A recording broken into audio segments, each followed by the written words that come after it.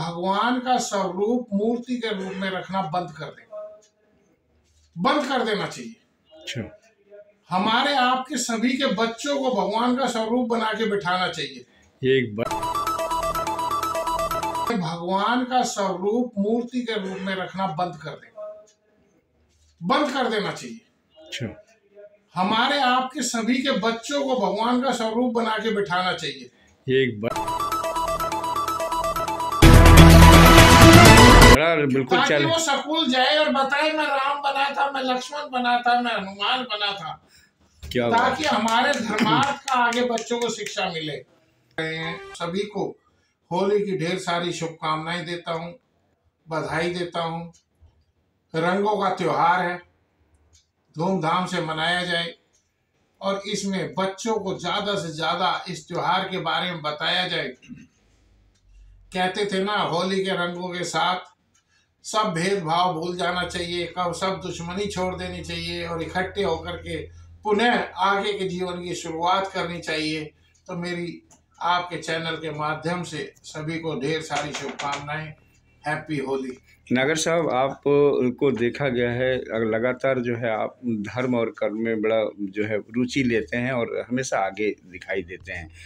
क्या सनातन धर्म में ग्रहण लग गई थी और क्या सनातन धर्म का कोई तो ऐसा तोड़ होगा?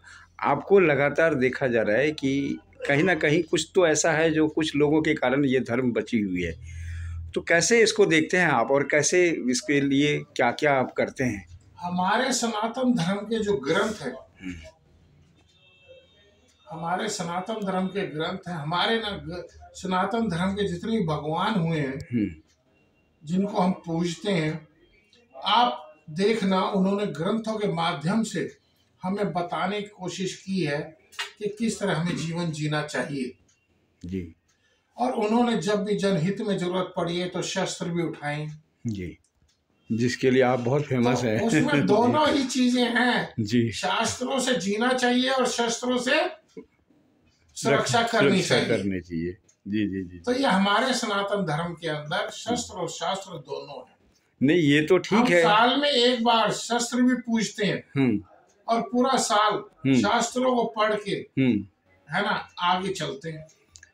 ये तो ठीक है सर, पुरुष तो शस्त्र उठाते हैं, लेकिन आपके कई इसमें ये भी देखा महिलाओं तक को आपने शस्त्र उठवा दिया है। नहीं, बिल्कुल बहुत जरूरी है जी। कहते हैं ना महिला शक्तिकरण जी। और आज तो कह रहे हैं बेटी बचाओ बेटी पढ़ाओ जी, आगे बढ़ाओ जी।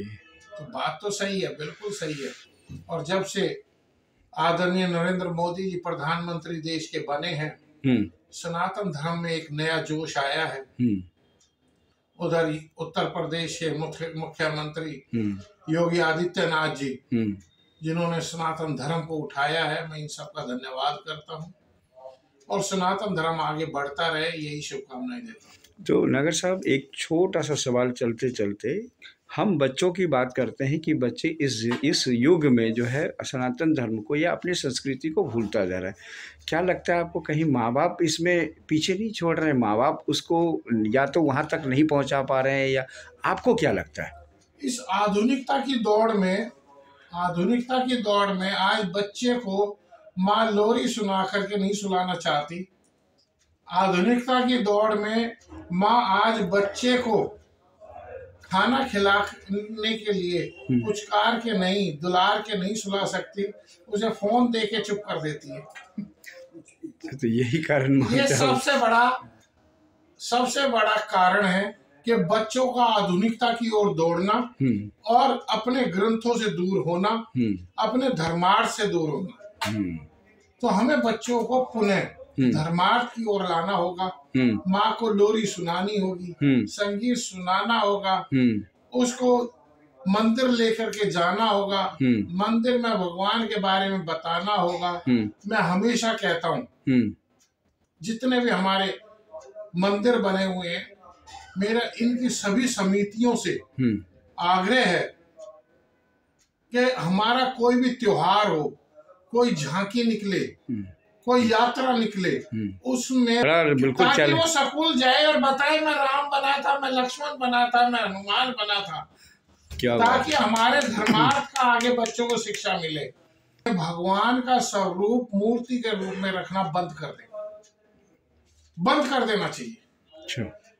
हमारे आपके सभी के बच्चों को भगवान का स्वरूप बना के बिठाना चाहिए।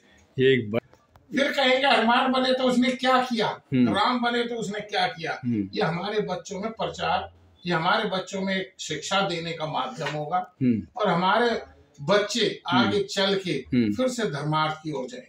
आपको लगता नहीं कि बड़ा चैलेंजिंग बात है, क्योंकि हमारी मंदिरों में लोग जाके घंटी बजाना पसंद करते हैं, लेकिन ऐसा कोई वैदिक या यंत्र वहाँ पे ऐसी कोई शिक्षा देखी नहीं जाती है।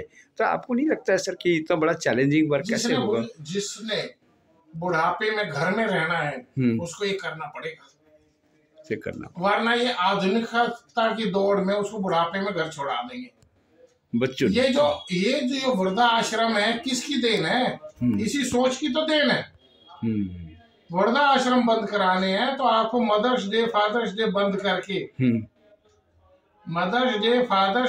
करके उनको बताना होगा मदर और फादर का मतलब क्या है और माँ और पिता का आदर क्या है। यानी कहीं ना कहीं आप वैदिक ज्ञान की तरफ खींच रहे हैं। बिल्कुल, वैदिक ज्ञान होना बहुत जरूरी है जी। तभी ये सनातन धर्म बचेगा। नहीं, आपका तो काफी रहा है, आपने जब महिलाओं से तलवार उठा दिया तो ये काफी कुछ बदलाव है। ये तो हम हमारी एक सनातन धर्म रक्षा समिति है। धर्म रक्षा समिति के माध्यम से हर मंगलवार को हम सामूहिक हनुमान चालीसा का आयोजन करते हैं। पिछले 5 वर्षों से चल रहा है। 5 लोगों से शुरू हुआ था, आज 5-5 हजार की संख्या रहती है। पहले मंदिरों में शुरू किया था, हर मंगलवार को हम स्थान परिवर्तन करके सामूहिक हनुमान चालीसा का आयोजन करते हैं और अब मंदिर प्रांगण पूरे होने के बाद में हम लोग रोड चौराहों पे करते हैं। और आप आइए देखिए कितनी बड़ी संख्या में वहां पर माता बहनें सब इकट्ठी होती हैं और सामूहिक हनुमान चालीसा का उच्चारण करती हैं। उसी में हम लोग शस्त्र धारण कराते हैं। हमारे सनातन धर्म 2 से ही चला है, शस्त्र और शास्त्र से। तो हमने शस्त्र ग्रहण कराए हैं ताकि साल में एक दिन शस्त्र की भी पूजा हो सके जी। और जिस शस्त्र की पूजा कर रहे हैं उसको लेके चलना कोई अपराध नहीं है। तो हम तो अपनी माता बहनों को कहते हैं शस्त्र रहिए, मजबूत रहिए जी और जीवन को आगे लेके चलिए। तो आज के बच्चों को चलते चलते होली पे कैसी शुभकामना रहेगी? होली किस तरह से मनाना चाहिए उनको? होली हर व्यक्ति को, हर बच्चे को मिलजुल के मनानी चाहिए। पड़ोसी को देखे, कौन पड़ोसी नहीं मना पा रहा है उसका दुख दूर करना चाहिए, बांटना चाहिए। उसको होली के त्योहार में अपने साथ में खड़ा करना चाहिए। सच्ची होली तो वही है जिसमें सब मिलके मनाए। बहुत बहुत धन्यवाद डागर साहब, आपका बहुत अच्छे से आपने सारी सवालों का जवाब दिया है। धन्यवाद सर।